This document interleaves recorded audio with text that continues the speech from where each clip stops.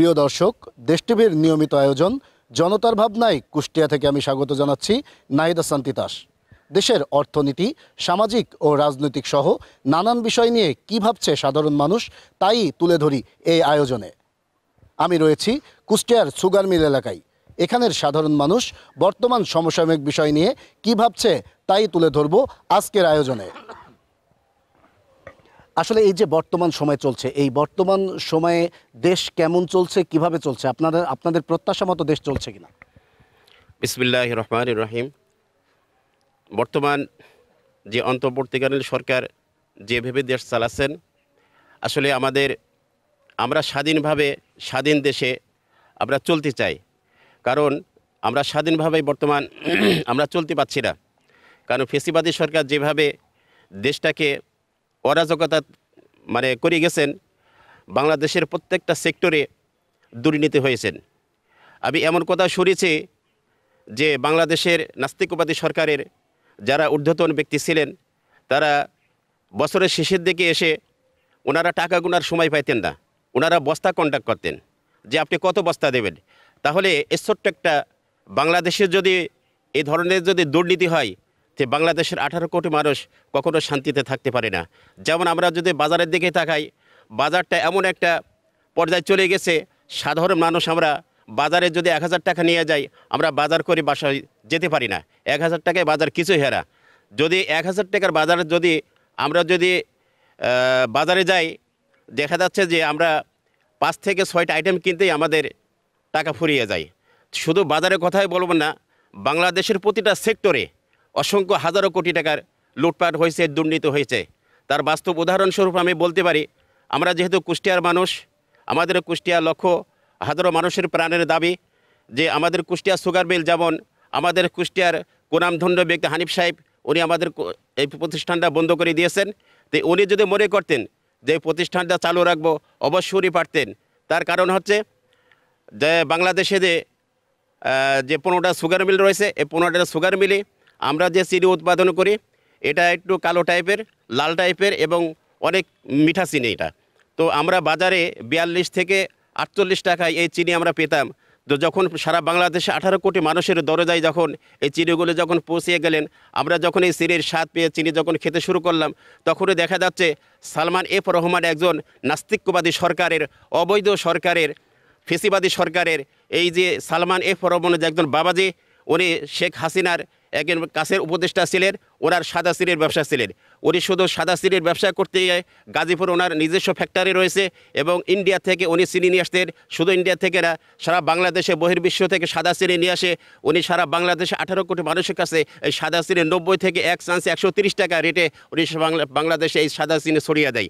যখন বাংলাদেশে সাদা চিনি ছড়িয়ে দেয়, তখন দেখা যাচ্ছে আমাদের 15টা সুগার মিলের যে চিনিগুলো, আমরা যে চিনিটা খাচ্ছিলাম, তখন ওনার ব্যবসায় একটু বাড়ি খাওয়ার কারণেই কুষ্টিয়া জেলার এই কুনামধন্য ব্যক্তিকে তার টেবিলে ডাকে, যে ওনাকে বলেন যে আজকে যদি এই চিনিগুলো যদি মানুষ যদি খায়, তাহলে আমার ব্যবসা তো বাড়ি খাবে, আমি ব্যবসায় লাভবান হতে পারবো না।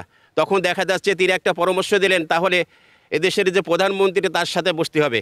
তখন সেই কুনামধন্য সাবেক প্রধানমন্ত্রীর সাথে সালমান এফ রহমান এবং হানিফ সাহেব সহ এক টেবিলে বসে আলোচনা করেন যে কুষ্টিয়া সুগার মিল সহ এবং বাংলাদেশে 6টা সুগার মিল জন্য আপনি খুলনা বিভাগের যে সুগার মিলগুলো রয়েছে, যে দেশে যে এলাকায় ওনার ব্যবসা খুব লাভবান হয়, ওনার সাদা চিনি বেশি চলে, সেই সমস্ত এলাকায় এই 6টা সুগার মিল একটা ষড়যন্ত্র করে তার সাদা চিনি মার্কেট পাওয়ার জন্য এই সুগার মিলগুলো প্রতিষ্ঠানগুলো বন্ধ করে দেয়।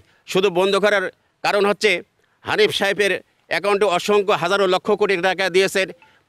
সাবেক প্রধানমন্ত্রীর অ্যাকাউন্টে হাজারো লক্ষ কোটি টাকার বিনিময়ে তারা এখান থেকে দুর্নীতির মাধ্যম দিয়ে এবং বস্তা বস্তা টাকা নিয়ে দুর্নীতি করে এই সাদা চিনিটা সারা বাংলাদেশে 18 কোটি মানুষের কাছে সয়লাভ করে দিয়ে শুধু 90 থেকে 150 টাকা কেজি পর্যন্ত আমরা চিনি এখনও খেয়ে যাচ্ছি। অন্তর্বর্তীকালীন সরকারের কাছে আমার মিনতি এবং দাবি যে কুষ্টিয়া সুগার মিলটা পুনরায় চালু করে কুষ্টিয়া জেলারবাসীর রিজিকের একটি ব্যবস্থা হোক, কুষ্টিয়া জেলার মানুষ একটু সচ্ছলতার মাঝে বেঁচে থাকুক, কুষ্টিয়া জেলার মানুষ একটু সচ্ছলতার মাঝে এসে যেন ভালোভাবে তার জীবনযাপনটা করতে পারে, এই প্রত্যাশা রেখে আমার ছোট্ট আলোচনা এখানে শেষ করছি। আসসালামু আলাইকুম। আমি আরেকজনের কাছে একটু জানতে চাই, এই যে আমরা জানি যে অন্তর্বর্তী সরকার দায়িত্ব নেওয়ার পরেও দ্রব্যমূল্যের বাজারটা কমছে না, আসলে এই যে দ্রব্যমূল্য কমছে না, এই না কমার পিছনে কি কারণটা দেখছেন এবং কি কার্যকর ভূমিকা পালন করা উচিত সরকারের বলে মনে করছেন? বিসমিল্লাহির রহমানির রহিম। 5ই আগস্ট ছাত্র জনতার অভ্যুত্থানে বাংলাদেশ নতুনভাবে স্বাধীনতা লাভ করে। সেই স্বাধীনতার যে পূর্ণাঙ্গ সুফল আমরা চেয়েছিলাম, আমরা এখনও পুরোপুরি সেটা পাইনি। বিগত সরকারের সিন্ডিকেটের কারণে বর্তমান যে বাজার পরিস্থিতি, এই বাজার পরিস্থিতিতে বর্তমান নিম্ন আয়ের এবং মধ্যবিত্ত লোকের নাবিশ্বাস। আমরা যেভাবে চলছি, এটা জীবনযাত্রার মান একেবারে নিম্ন পর্যায়ে আমাদের চলে গিয়েছে। আমি বর্তমান সরকারের বিশেষ করে ডক্টর ইউনূস সাহেবের দৃষ্টি আকর্ষণ করে বলবো, বাজার ব্যবস্থাকে নিয়ন্ত্রণ করা অতি জরুরি। কারণ দেশের জনগণ যে হারে রয়েছে, এটা ঢাকা থেকে উপলব্ধি করা খুবই কষ্ট। আমরা যারা নিম্ন আয়ের লোক আছি, আমরা কি করছি, বাজারের শেষ পরিস্থিতিতে বিকেলবেলা সন্ধ্যাবেলায় বাজার যেতে বাধ্য হচ্ছি, কারণ আমাদের পকেট দিন দিন শূন্য হয়ে যাচ্ছে। আমরা চাই বিগত সরকারের এই সিন্ডিকেটকে অতি দ্রুত ভেঙে বাংলাদেশের জনগণ যাতে সুষ্ঠু সুন্দরভাবে জীবনযাপন করতে পারে তার ব্যবস্থা করবে। পাশাপাশি সংস্কার অতি জরুরি। সংস্কারের পাশাপাশি আমি চাই না যে সংস্কারটা দীর্ঘমেয়াদী চলুক, সংস্কারটা হতে হবে। পাশাপাশি নির্বাচন, জনপ্রতিনিধির হাতে সরকার অবশ্যই এই ক্ষমতাটা হস্তান্তর করতে হবে, কারণ জনপ্রতিনিধিরাই পারে দেশটাকে সুষ্ঠু সুন্দরভাবে পরিচালনা করতে। আমরা বিভিন্ন গত সরকারের আমলে বিভিন্ন যে উন্নয়নের মেগা প্রকল্প শুনেছি, এখন আস্তে আস্তে যেগুলো দেখছি মেগা প্রকল্পের নামে মেগা দুর্নীতি। আমরা এই দুর্নীতির বিরুদ্ধে সোচ্চার। আমরা চাই জনগণ আমরা সুখে শান্তিতে বাস করব, আমাদের দেশ দিন দিন উন্নতি শিখরে পৌঁছাক এবং আমরা যোগ্য এবং সৎ মেধাবী নেত্রীর হাতে এই দেশটা যাতে পরিচালিত হয়, আমরা সেটা একান্তভাবে কাম্য করি। বিগত সরকার হঠকারিতার মাধ্যমে বিভিন্ন শিক্ষা প্রতিষ্ঠান, বিভিন্ন শিল্প কলকারখানা ধ্বংস করে দিয়ে গেছে।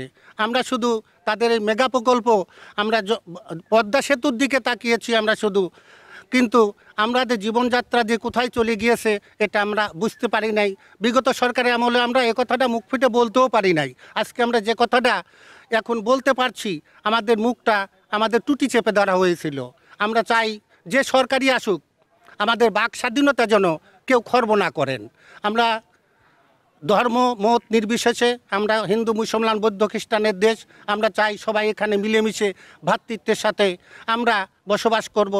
আমরা বিদেশি কোনো তাবেদার, আমরা বন্ধু রাষ্ট্র চাই, কিন্তু আমরা কোনো তাবেদার, আমরা কোনো প্রভু রাষ্ট্র আমরা কখনো এটা টলারেট করব না। আমি জনগণের কাছে একান্তভাবে আবেদন রাখবো, বাংলাদেশের সমস্ত জনগণ আমরা এক হয়ে আমরা যদি এই ফ্যাসিবাদ সরকারকে রুখতে পারি, আমরা অদূর ভবিষ্যতে অবশ্যই আমরা একটা সোনার বাংলাদেশ গঠন করতে পারবো বলে আমার বিশ্বাস।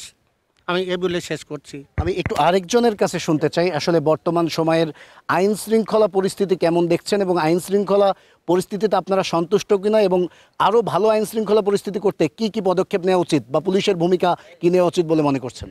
বিসমিল্লাহির রহমানির রহিম। বিগত 5ই আগস্টের পরে, স্বৈরাচারী সরকারের পতনের পরে, বিশেষ করে কুষ্টিয়াতে আইন শৃঙ্খলা পরিস্থিতিটা ভালো না। পাশে আমাদের বাইপাসে বিভিন্ন সময় ছিনতাই, ডাকাতি, রাহাজানি চলতেছে। পুলিশের ভূমিকাটা আসলে প্রশ্নবোধক। পুলিশ ঠিকমতো মনে হয় কাজ করছে না। কেন কাজ করছে না, এটা এখন যারা দেশ চালাচ্ছেন, বিশেষ করে আমাদের ডক্টর ইউনূস সাহেব, এ ব্যাপারটা একটু ভালোভাবে দেখা উচিত। পাশাপাশি বাজার ব্যবস্থাটা খুবই বেশি, সাধারণ মানুষের নাবিশ্বাস হয়ে যাচ্ছে। বাজারে গেলে হয়তো 1000 টাকা নিয়ে গেলেও বাজার হয় না। একটা সাধারণ মানুষের তো 1000 টাকা প্রতিদিন বাজার করা প্রবলেম, ঝামেলা, তারপরেও বাজার হচ্ছে না। এই আইন শৃঙ্খলা পরিস্থিতিটা যেটা আপনি বললেন, এটাকে আরেকটু জোর করে ধরা উচিত। কেননা এটা একেবারেই দুর্বল, ভঙ্গুর। এই পরিস্থিতি থাকলে হয়তো আমরা আরও খারাপ পজিশনে যাব। আর বিগত দিনের সরকার বিভিন্ন জায়গায় রন্ধে রন্ধে দুর্নীতি করেছে। আমরা চাই ওই জায়গাগুলোকে যেন বন্ধ করা হয়। আমরা সাধারণ মানুষ চাই ওই জায়গাগুলো বন্ধ হয়ে যাক, দুর্নীতিটা এই দেশ থেকে একেবারে বিলুপ্ত হয়ে যাক। এই বলে আমি আমার কথা শেষ করছি। দর্শক, এই মুহূর্তে সময় হয়েছে একটি ছোট্ট বিজ্ঞাপন বিরতির, সাথেই থাকুন। প্রিয় দর্শক, বিজ্ঞাপন বিরতির পর আবারও আমরা হাজির হয়েছি আপনাদের প্রিয় অনুষ্ঠান জনতার ভাবনায়। আরও শুনব কিছু সাধারণ মানুষের মূল্যবান বক্তব্য। আসলে এই যে বর্তমান সময়ে যেটা যাচ্ছে, আমরা জানি ছাত্ররা 5 আগস্টের পরে বৈষম্যহীন একটি রাষ্ট্র গড়ার কথা বলেছিলেন। আসলে বৈষম্যহীন রাষ্ট্র গঠিত হয়েছে কিনা, আর পারিপার্শ্বিকতা আপনি কি দেখছেন? আসসালামু আলাইকুম। ধন্যবাদ আমাকে কিছু কথা বলার জন্য, সুযোগ দেওয়ার জন্য। আসলে দেশের অতীতের যে অবস্থাটা হয়েছে, এই ক্ষত এত জায়গায় একটা মানুষের শরীরে ক্ষত হয়েছে যা পায়ের চাঁদি থেকে একদম মাথার তালু পর্যন্ত। কোনো অবস্থাতেই এটা এক চান্সে ঠিক করা সম্ভব নয়। তাই আমরা যেটা সংস্কার করার কথা বলছি, এই সংস্কারটা এত অল্প সময়ে হবে না। কারণ তারা একদম শুরু থেকে শেষ প্রতিটা রন্ধে রন্ধে অন্যায়, অনিয়ম আর অত্যাচার দিয়ে ভরে ফেলেছে বিগত দিনের সরকার। তো আমাদের সংস্কারের সময় দিতে হবে। আমরা অবশ্যই সুশীল সমাজ এবং সুন্দর মতামতের মাধ্যমে, সঠিক নেতৃত্বের মাধ্যমে এই দেশটাকে সোনার বাংলায় ভরে দেব। ঠিক সেই প্রকার যে ক্ষতগুলো করেছে, সে ক্ষতগুলো আমাদের মেরামতের প্রয়োজন আছে। সেটা মানসিক হতে পারে, শিল্প গোষ্ঠী হতে পারে। সমস্ত দিক দিয়েই এসব অন্যায় অনিয়মের টোটালটাকে আমরা বিলীন করার পরেই দেশটাকে সামনের দিকে এগিয়ে নিয়ে যাব। আমাদের সময় দিতে হবে এবং এই দেশের অন্তর্বর্তীকালীন সরকারের যে ভাবনাটা, চিন্তাটা, তাকে আমরা সাধুবাদ জানাই। তিনি একা যেন হাঁপিয়ে উঠতেছেন। আমরা যারা দেশের জনগণ আছি তার পাশে একাত্মবোধ ঘোষণা করব এবং যাতে অতি দ্রুত সেগুলো সংস্কার করে দেশ উন্নয়নের ধারাবাহিকতায় নিয়ে যাওয়া যায়, সেদিকে আগাবো। প্রথম প্রশ্ন বলি যে রাষ্ট্রায়ত্ত শিল্পগুলো কেন বন্ধ হলো, লস কিসে হয়? এই মিয়া, এই দেশের অতীতের যে রাজনীতিবিদ ছিল তার কেন ব্যবসা থাকবে? সে রাজনীতি করবে দেশ এবং জনগণের কল্যাণে। সে না খেয়ে জনগণকে খাওয়াবে, এটাই হলো তার নিয়ম। কিন্তু না, তার কোটি কোটি টাকার পকেট আছে, সাধারণ লোক না খেয়ে পড়ছে রাস্তার পাশে ধুকে ধুকে। তার অন্যায় অনিয়মের কারণে একটা প্রতিষ্ঠান বন্ধ হয়ে যায়। আজকে এত বড় একটা সুগার মিল সে হয়ে গেল আক্রয় কেন্দ্র সেন্টার। বেয়াদব! ওই লোকটাকে ধরে নিয়ে এসে একদম রাজপথে ওকে জীবন্ত শেষ করে দেওয়া দরকার। আপনার কি একটু জ্ঞান হয় না যে যেখানে হাজার হাজার লোক রিজিকের ব্যবস্থা ছিল, আপনি কেন সেটাকে করলেন? হ্যাঁ, এর অতীত যদি আমরা খুঁজতে যাই, দেখেছি যে ওই সমস্ত রাজনীতিবিদদের কোটি কোটি টাকার ব্যবসা ছিল এবং তারা নিজের ফায়দা লুটার জন্য এই মিলগুলোকে বন্ধ করলো, পাশাপাশি অন্য কিছু করলো। শুধু এভাবে না, রেল বলি, ডাক বিভাগ বলি, বাংলাদেশ বিমান বলি, সর্বক্ষেত্রেই তাদের এই অনিয়ম, লুটপাট। তো অন্তর্বর্তীকালীন সরকারের একার পক্ষে অতি অল্প সময়ে এটা সংস্কার করা সম্ভব না। সাধারণ জনগণ, শিক্ষিত সমাজ, যাদের সুচিন্তিত মতামত আছে, যাদের সামনে সুন্দর আলো দেখতে পায়, সুন্দর কথা বলে, সুন্দর মতামত দেয়, তাদের সঙ্গে আলাপ আলোচনা করে আমাদের দেশটাকে সুন্দরভাবে সাজিয়ে আমরা আবার নতুন প্রজন্মকে নতুন দেশ উপহার দিতে চাই এবং যেখানে অন্যায় অনিয়ম থাকবে না। সাধারণ লোক যে বিষয়টাই একটা জায়গায় গেলে সম্মান পাবে, একজন শিক্ষিত ব্যক্তি পাবে, এভাবে রাজনৈতিক কোনো ব্যক্তিত্ব থাকবে না। সে সাধারণ মানুষের মতো থাকবে, সে রাজপথে হেঁটে যাবে, তার কোনো টেনশন থাকবে না, চিন্তা থাকবে না যে আমাকে পিছন থেকে কেউ মারবে না। কিন্তু অতীতের যে রাজনীতিবিদ ছিল তারা নিজেদের সিকিউরিটি নিত, কোটি টাকার পাহাড় গড়েছে, সম্পদ গড়েছে। তারা আবার বিপদকালীন সময় কি করি এই দেশের চৌহদ্দি পার হয়ে বিদেশ যাই, আমাদের দেশের রাষ্ট্রীয় ব্যবস্থা তাইলে কি অবস্থা? তারা কেন বিদেশ যাবে? তারা অন্যায় করেছে, তাদেরকে এই দেশেই ঘিরে, এই দেশেই তাদের রাজপথে বিচার করতে হবে। তারা কিভাবে বহির্বিশ্বে যা তারা চলাফেরা করছে, এটা একেবারে অনিয়ম। প্রত্যেকটা লোকের সঠিক জবাবদিহিতার মাধ্যমে দেশের মধ্যে অবস্থান করতে হবে। সে হোক রাজনীতিবিদ, হোক প্রধানমন্ত্রী। অন্যায় করলে কাউকে ছাড় দেওয়া হবে না, কোনো ব্যক্তিকেই ছাড় দেওয়া হবে না।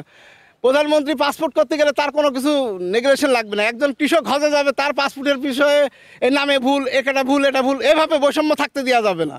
সেও দেশের বাংলাদেশের জনগণ, প্রধানমন্ত্রীও বাংলাদেশের জনগণ, প্রত্যেকের সমান লেভেল থাকতে হবে। দোষ ত্রুটি ধরতে হলে প্রত্যেকে ধরতে হবে। আজকে ওই চামচারা বিদেশের মাটিতে পাড়ি দিয়ে তারা অট্টালিকায় বসবাস করছে এবং হাসতেছে, দেশের মজা দেখতেছে। না, ওদের আপনারা ডেকে নিয়ে আসেন, ডেকে নিয়ে এসে এই দেশে তাদের বিচার করেন, সঠিক বিচার করেন, তাদের ওই আইনের মাধ্যমে সঠিক বিচার করেন, যাতে এই দেশটাকে সুন্দরভাবে পরিচালনা করে। এবং ওদের ওই বিচারের বিষয়টা দেখে আরও 10 জন শিক্ষা পাক যে আমরা দেশ এবং জনগণের জন্য কাজ করব, কোনো অন্যায় কাজ করব না। অন্যায় কাজ করলে আমাদের এহকালীন পরকালীন কোনো কালেই শান্তি হবে না। এজন্য আমরা চাই যে দেশটাকে যেভাবে সাজাইতে চাই সুন্দরভাবে আমরা সেভাবে সাজিয়ে নিয়েই আবার নতুন প্রজন্মকে সুন্দর একটি দেশ উপহার দেব, এ বলে আমি আমার বক্তব্য শেষ করছি। আল্লাহ হাফেজ। আমি আরেকজনের কাছে একটু শুনতে চাই। আসলে আমরা জানি যে বর্তমান সরকার বলছে যে তারা সংস্কার শেষে নির্বাচন দেবেন, কিন্তু রাজনৈতিক দলগুলো বলছেন যে দ্রুত সময়ের মধ্যে নির্বাচন। আপনি সাধারণ মানুষ হিসেবে আসলে কতদিনের মধ্যে নির্বাচন চাচ্ছেন? আউযুবিল্লাহি মিনাশ শাইতানির রাজিম, বিসমিল্লাহির রহমানির রহিম। আসলে নির্বাচন যতটুকু আমাদের জনগণের চাওয়া তাড়াতাড়ি, কিন্তু আপনার সার্বিক পরিস্থিতিতে বাংলাদেশে সেই পরিমাণ অর্থ নাই, যার কারণে হয়তো দেরি হতে পারে। নির্বাচন তো 3 মাসের ভিতর দিলে আমাদের ভালো হয় জনগণের। সে দেবে কি না সেটা উপর মহলের রাজনীতি এতে জানে, এটাই। আসলে এই যে বর্তমানে দ্রব্যমূল্য নিয়ে আপনারা সন্তুষ্ট কিনা? দ্রব্যমূল্য নিয়ে সন্তুষ্ট না, জনগণ সন্তুষ্ট না। আসলে দ্রব্যমূল্য তো যেমন সিন্ডিকেট তো এখন তো পর্যন্ত বন্ধ হয়নি, বুঝতে পারছি। যেমন আওয়ামী লীগের কিছু আছে এখনও, সেগুলো চলাচ্ছেই। এটা বিএনপির মাধ্যমেই এরা ওদের দিয়ে টাকা ইনকাম করছে, কিন্তু এইগুলো তো নিয়ন্ত্রণ করতে পারছে না। এর প্রশাসন যদি মাঠে ফিল্ডে না নামে, তাহলে তো এটার প্রশাসন তো লাভছে না। আমাদের কুষ্টিয়াতে অনেক জায়গায় ডাকাতি হচ্ছে, ছিনতাই হচ্ছে, প্রতিদিন গরু চুরি হচ্ছে। আজকে কুষ্টিয়ায় আপনি একটা জিনিস দেখেন, কুষ্টিয়ার সরকারি প্রতিষ্ঠান সব কয়টাই বন্ধ হয়ে গেল। টেক্সটাইল মিল, ভাদাল টেক্সটাইল মিল, কুষ্টিয়ার মোহিনী মিল, এরা যেখানে 2-4 হাজার লোক কাজ করতো, এদের সন্তান আছে, সন্তান নাই। হঠাৎ করে মিল, এই একটা কুষ্টিয়া সুগার মিল ছিল, তাও সেটাই বন্ধ হয়ে গেল।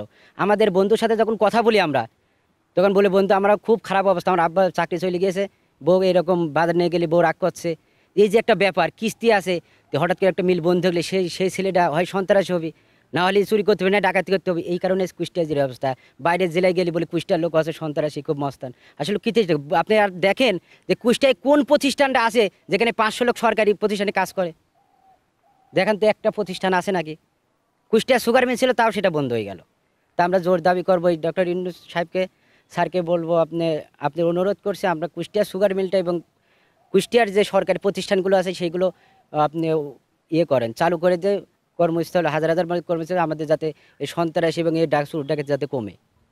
আমি আরেকজনের কাছে একটু শুনতে চাই। আসলে বিভিন্ন রাজনৈতিক দল আসছে শুনছি আমরা, গুঞ্জন উঠেছে ছাত্ররা রাজনৈতিক দল করবে এবং আরও কিছু রাজনৈতিক দল আসবে। আসলে এই রাজনৈতিক দলগুলা আসলে কেমন কাজ করার প্রত্যাশা আপনাদের, যে আসলে এই রাজনৈতিক দল শুধু রাজনীতি করবে না, জনগণের জন্য কাজ করবে? কেমন প্রত্যাশা করছেন রাজনৈতিক দলগুলা নিয়ে, এবং এই যে রাজনৈতিক দলগুলো আসছে সেগুলোকে স্বাগত জানাচ্ছেন কিনা? বিসমিল্লাহির রহমানির রহিম।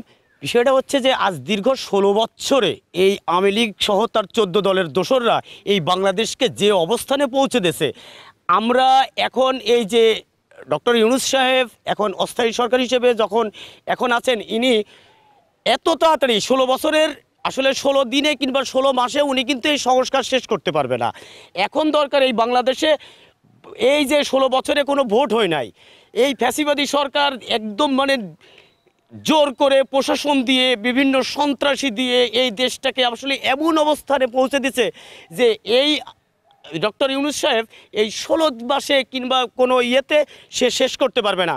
আমাদের চাওয়া যে খুব দ্রুত এই যে এইগুলো যতটুকুন সংস্কার করা সম্ভব, এই সংস্কার শেষে যত দ্রুত সম্ভব এই দেশে একটা সবার মতামত নিয়ে একটা ভোট দিক। সবার এতদিনে এই 16 বছরে কেউ এখনো ভোট দিতে পারেনি, সবার চাওয়া যে আমরা সবাই যাতে ভোট দিতে পারি, এই ভোট দিয়ে এই দেশটাকে আবার নতুন করে সরকার গঠন করি, সরকার গঠন করে সবার মাধ্যম দিয়ে এই দেশটাকে আবার আমরা নতুন করে সাজাই। আর এই যে সরকারি যে দলগুলো আসতেছে, আমাদের সবার চাওয়া যে কোনো দলই যেন আর এই আওয়ামী লীগ কিংবা তার 14 দলের মতো এদের ব্যবহারের মতো যেন কেউ না হয়। আমাদের সবার কাছে চাওয়া যে তারা যেন এই বাংলাদেশটা একটা সোনার বাংলা, এই সোনার বাংলাদেশকে সোনার বাংলাদেশের মতো যেন আমরা তৈরি করতে পারি। যে দলই আসুক এই দেশে, যে দলই আসুক, যে নতুন পুরাতন যেই আসুক এই দেশে সরকার হিসেবে, আমরা চাই যে এই দেশটা যেন সোনার বাংলা হয়ে যায়। আবার আমরা যেন সবাই এই বাংলাদেশকে সুন্দরভাবে সবাই চলতে পারি। আমরা চাই খুব দ্রুত এই বাংলাদেশে একটা নির্বাচন হোক, সেই নির্বাচনের মাধ্যম দিয়ে এই বাংলাদেশে একটা সরকার গঠন হোক। তাদের মাধ্যম দিয়ে আমরা চাচ্ছি যে এই কুষ্টিয়া সহ সার্বিক যতগুলো প্রতিষ্ঠান এই বাংলাদেশে এই ফ্যাসিবাদী 14 দলের সরকার বন্ধ করে গেছে, সেইগুলো আবার চালু হোক, আমরা আবার সবাই সেখানে কর্ম করি এবং আমাদের পেটে একটা মোটা ভাত যাতে আমরা সবাই খায়ে বাঁচতে পারি, সেই ধরনের একটা চিন্তা ভাবনা সবার ভিতরে আসুক, এই আমার স্বপ্ন ভাই। দর্শক, সময় হয়েছে আরও একটি ছোট্ট বিজ্ঞাপন বিরতির। সাথেই থাকুন, ফিরছি একটু পরে। দর্শক, বিজ্ঞাপন বিরতির পর আবারও আমরা হাজির হয়েছি আপনাদের প্রিয় অনুষ্ঠান জনতার ভাবনায়। শুনবো আরও কিছু সাধারণ মানুষের মূল্যবান বক্তব্য। আসলে বর্তমান আমরা যেটা দেখছি যে দ্রব্যমূল্য আকাশ ছোঁয়া। আসলে সাধারণ মানুষ এই দ্রব্যমূল্য কেমন আছে এবং কি চাচ্ছে এই দ্রব্যমূল্য নিয়ন্ত্রণ সরকারের আরও কি ভূমিকা পালন করা উচিত বলে মনে করছেন? বিসমিল্লাহির রহমানির রহিম। আসলে দ্রব্যমূল্য নিয়ন্ত্রণে বলতে এটা তত্ত্বাবধায়ক সরকারের দ্বারা কন্ট্রোল করা একটু বেশি কষ্টকর হয়ে যায়, যার জন্য আসলে দেশটাকে নতুন করে সাজাতে হলে খুব দ্রুত সম্ভব সাধারণ জনগণের মাধ্যমে নির্বাচনটা খুবই প্রয়োজন। দেখেন, একটা ছোট পরিসরে একটা কথা বলি, যেমন আমাদের কুষ্টিয়া সুগার মিলটা এই যে আওয়ামী লীগ সরকার বন্ধ করে রেখে গেছে, যার কারণে আমাদের চিনিগুলো বাইরে থেকে আমদানি করা লাগতেছে। এখন চিনি বাইরে থেকে আমদানি করতে গেলে বাংলাদেশের ক্ষতি কোন জায়গায় যায়? বাংলাদেশে চিনি উৎপাদন থাকা অবস্থাতে 40-50 টাকা কেজিতে চিনি আমরা পাই। সে জায়গাতে আমদানি যখনই হবে তখন হচ্ছে আমাদের বাংলাদেশের বেসরকারি যেসব রিফাইনারি কোম্পানিগুলো আছে তাদের হাতে বাজারে নিয়ন্ত্রণ চলে যায়, তখন তারা লাভবান হয় বাজারে বেশি। আর যখনই বাংলাদেশের বেসরকারি রিফাইনারি এরা হচ্ছে আরও অসাধু কিছু ব্যবসায়ী আছে, এদের দ্বারা যখন বাজার নিয়ন্ত্রণ শুরু হয়ে যায় তখন বাজারে চিনির দাম বাড়লেও আর তখন সরকারের হাতে কোনো কিছু করার থাকে না। ঠিক আছে, তো সরকারের হাতে কোনো কিছু করার থাকে না, তাই বাংলাদেশের আমাদের উৎপাদনকৃত যেসব ইয়েগুলো আছে সেগুলো বন্ধ রেখে যদি আমরা আমদানি করি সেখানে বাজার নিয়ন্ত্রণ করাটা একটু বেশি কষ্টকর হয়ে যায়। আসলে আমি আরেকজনের কাছে একটু জানতে চাই, এই যে রাজনীতি চলছে, নির্বাচনের ডামাডোল বাজছে যে নির্বাচন হবে, কিছুদিনের মধ্যে রাজনৈতিক দলগুলো চাচ্ছে, কিন্তু আপনারা সাধারণ জনগণ কেমন নির্বাচন চাচ্ছেন এবং কেমন রাজনৈতিক দল ক্ষমতায় আসুক এটি চাচ্ছেন? বিসমিল্লাহির রহমানির রহিম। ধন্যবাদ জানাই দেশ টিভিকে আমাকে জনগণের উদ্দেশ্য কিছু বলার জন্য। আমি সর্বপ্রথম স্মরণ করি ভাষা আন্দোলন 52, 71 এবং 2024 5ই আগস্টে যে সকল শহীদ ভাইদের স্মরণে এবং তাদের আত্মার মাগফিরাত কামনা করে। আসলে বলা লাগে এই দেশ সোনার দেশ, আমাদের এই বাংলাদেশ একটি সোনার দেশ ছিল। এই সোনার দেশ থাকার কারণে এখানে পূর্ব পাকিস্তান, ব্রিটিশ, ভারত সবাই মিলে এই দেশকে শাসন শোষণ করেছে। এখানে দেখা যাচ্ছে 71-এ যে যুদ্ধ হয়েছিল, ভারত তার নিজস্ব স্বার্থ হাসিলের জন্য এই বাংলাদেশকে সাপোর্ট দিয়ে দেশ স্বাধীন করেছিল। আসলে এই দেশ স্বাধীনের পিছনে বড় তাদের স্বার্থ ছিল। এখন একটি কথা বলা লাগে, বর্তমান 5ই আগস্টের পর অন্তর্বর্তীকালীন যে সরকার, মাননীয় ডক্টর ইউনূস স্যার প্রধান হয়েছেন, ইনি দেশ যেভাবে পরিচালনা করছে, আসলে এখানে দেখা যাচ্ছে বাজার উদ্যমুখী, দেশের আইন শৃঙ্খলা অবনতি, চতুর্মুখী সমস্যায় জর্জরিত। এর কারণ একটাই, দীর্ঘ সময় বাংলাদেশ আওয়ামী লীগ ফ্যাসিবাদী পরপর 3 টার্ম অবৈধভাবে এই দেশে নির্বাচন করে ক্ষমতা কুক্ষিগত করে এই দেশকে একত্রিতভাবে করে দেশের হাজার হাজার কোটি টাকা লুটপাট করে দেশের বাইরে দেওয়ার কারণে এই দেশ আমরা আমাদের এই বাংলাদেশ ভঙ্গুরে পরিণত হয়েছে। এখানে একটি কথা বলা লাগে, যেটা আমাদের সোনার দেশ, এখানে আমাদের ম্যান পাওয়ার আছে। এই ম্যান পাওয়ার যদি আমরা সঠিক সুন্দরভাবে কাজে লাগাতে পারি তাহলে আমরা আবার আমাদের সেই সোনার বাংলাদেশ গড়ে তুলতে পারি। আসলে বর্তমান বাংলাদেশের যে পরিস্থিতি চলমান আছে, রাজনৈতিক পরিস্থিতি সহ সব দিক বিবেচনা করতে গেলে অন্তর্বর্তীকালীন সরকারের পক্ষে সব কিছু নিয়ন্ত্রণ করা সম্ভব না। তারই আঙ্গিকে আমার দৃষ্টিতে দ্রুত নির্বাচন দিয়ে নির্বাচিত সরকারের হাতে যদি এই দেশটাকে দেওয়া যায়, আইন শৃঙ্খলা থেকে শুরু করে বাজার নিয়ন্ত্রণ করা সম্ভব। এই দেশের জনগণ আজকে অবহেলিত হচ্ছে। এই দেশের জনগণ আজকে তারা বর্তমান বাজারের কারণে, উদ্যোগতি বাজারের কারণে তারা অস্বস্তিতে চলাফেরা করছে। তাদের বাজারঘাট থেকে শুরু করে ছেলে মেয়েদের লেখাপড়া, বাপ মায়ের চিকিৎসার দিতে হিমশিম খাচ্ছে।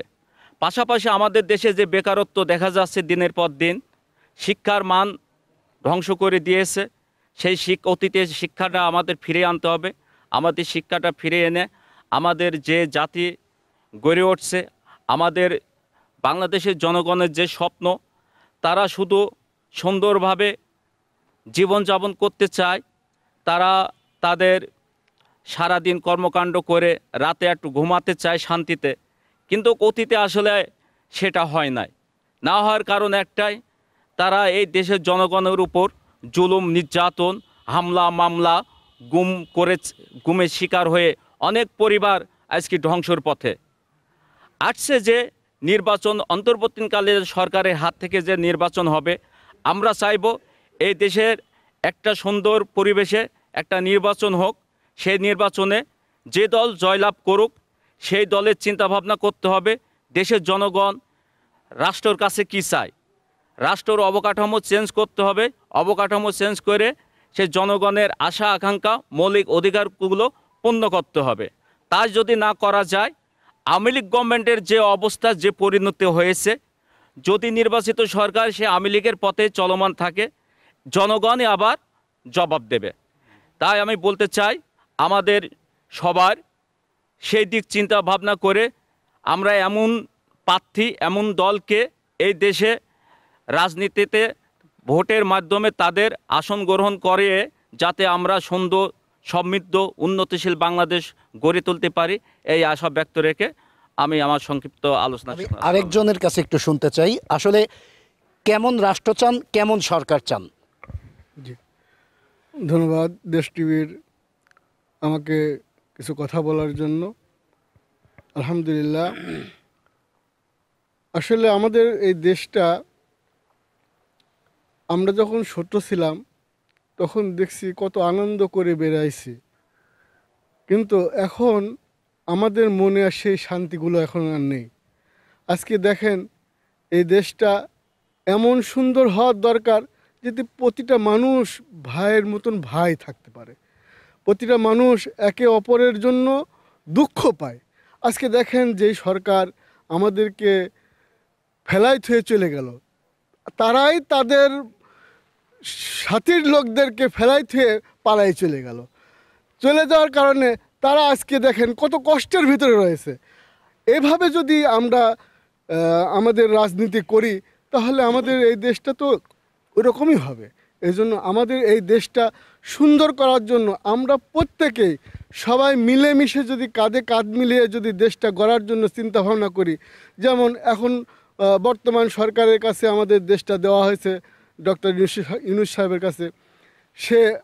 তার কাছে দেওয়া হয়েছে যে সে পরবর্তীতে এই দেশকে সংস্কার করে একটা সুন্দর ভোটের মাধ্যম দিয়ে একটা সরকার গঠন করার জন্য, তাকে এই সংস্কারের জন্য কিছু সময় দিয়ে তাকে সরকার গঠন করার জন্য বলা হয়েছে। সেই সময়টুকু আমরা যদি তাকে দেই, তাহলে সে হয়তো আমাদের এই দেশটা আবার সুন্দরভাবে গড়তে পারবে। এই জন্য আজকে দেখেন, আমাদের আজকে দ্রব্যমূল্য এরকম কেন? আজকে দেখেন, আমরা ঠিক মতন উৎপাদন করতে পারছি না, সব জিনিসের দাম বেশি। আজকে সার কিনতে গেলে সারের দাম বেশি। আমরা চাষিরা যে আবাদ করব, কোনো জিনিস আবাদ করব, সার কিনতে গেলে সেই সার কিনে আবাদ করে সেই বিক্রি করতে গেলে সেই পয়সা পাচ্ছি না। আবার এখানে যারা আমরা চাষিরা বিক্রি করতে যাচ্ছি, সেখানে সিন্ডিকেট হয়ে চাষিদেরকে পয়সা দেওয়া হচ্ছে না, ওই সিন্ডিকেট আলাদা তারা হাজার হাজার টাকা লুটপাট করে তাদের কাছ থেকে নিয়ে চলে যাচ্ছে। এভাবে সিন্ডিকেট করে করে আমাদের দেশটাকে একদম ধ্বংসের মুখে নিয়ে চলে গেছে। এজন্য আমরা চাচ্ছি এই সরকার এই সিন্ডিকেট ভাঙুক, এবং যেই সরকারই আসুক না কেন, কোনো সিন্ডিকেট যেন সামনে না থাকে, সেই চিন্তা ভাবনা করে দেশ চালিয়ে প্রত্যেকটা মানুষকে সুন্দর দেশ উপহার দিয়ে ছোট্ট একটা মানুষকে কাঁধে কাঁধ মিলিয়ে এই দেশটা গড়ার জন্য যেন সবাই মিলেমিশে থাকতে পারি, সেই তৌফিক, সেই প্রত্যাশা আমি চাচ্ছি। প্রিয় দর্শক, এতক্ষণ আমরা শুনছিলাম দেশের অর্থনীতি, রাজনীতি, সামাজিক সহ নানা বিষয় নিয়ে সাধারণ মানুষের মূল্যবান ভাবনার কথা। আজ এ পর্যন্তই, আবার দেখা হবে আগামীতে অন্য কোনো পর্বে। সে পর্যন্ত ভালো থাকুন, সুস্থ থাকুন, দেশ টিভির সাথেই থাকুন।